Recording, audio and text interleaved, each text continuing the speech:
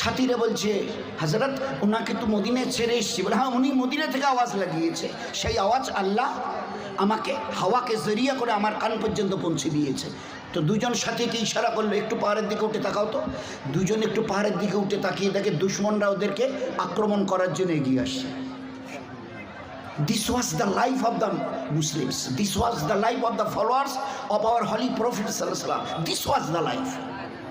হযরত আলী রাদিয়াল্লাহু তাআলা একটা রাস্তা দিয়ে হেঁটে আসছে, দেখে কয়েকজন লোক জটলা করছে। ভাই তোমরা এখানে এরকম করছো কেন?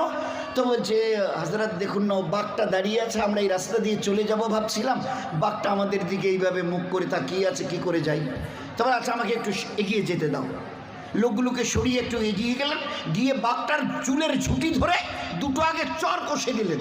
দেওয়ার পরে বলছে, এ বাঘ, আল্লাহ তোমাকে এই জন্য দুনিয়ার একটা মখলুক বানিয়েছে যে মানুষকে তুমি কষ্ট দেবে, ইনসানকে কষ্ট দেবে।